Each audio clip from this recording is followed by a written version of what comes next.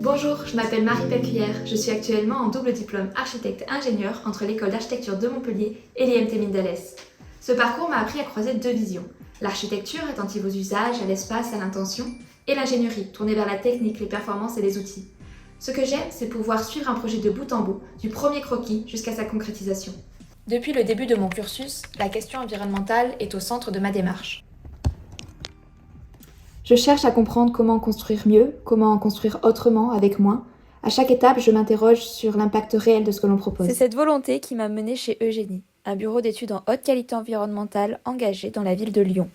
J'ai été attirée par leur approche très ancrée dans le concret, leur envie de faire avancer les choses au-delà de la réglementation et leur positionnement très clair sur l'ACV comme outil de conception.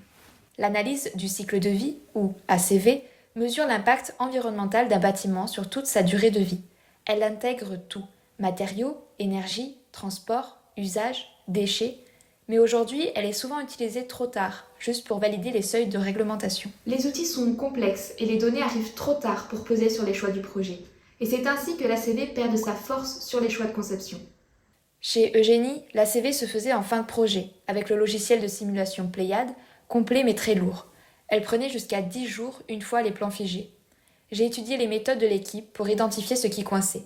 Les blocages venaient surtout du temps perdu à ressaisir des informations et de la dépendance à d'autres bureaux d'études. J'ai donc testé 3 approches sur 2 logiciels techniques avec des projets réels de l'entreprise. La première, avec le logiciel Viscab, était rapide mais pas assez précise. La deuxième, réalisée avec Pléiade, était très fiable mais trop lente à l'élaboration. C'est une troisième méthode qui a fonctionné, celle combinant les 2 logiciels. J'ai extrait les infos clés de Pléiade pour les intégrer dans un module de traitement de données de Viscab, puis j'ai utilisé un deuxième module de Viscab pour finaliser l'analyse. C'est cette technique qui a fait gagner en efficacité sans perdre en qualité.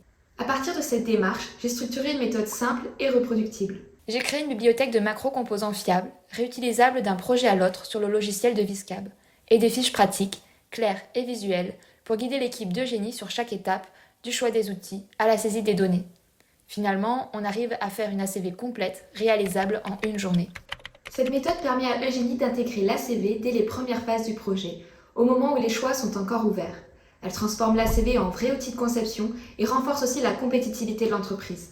Ce stage m'a permis de tester mes idées, de structurer des outils concrets et de confirmer mon engagement. Contribuer à mon échelle à faire évoluer les pratiques du bâtiment vers plus de cohérence, plus d'impact et plus de sens. Merci de m'avoir écouté.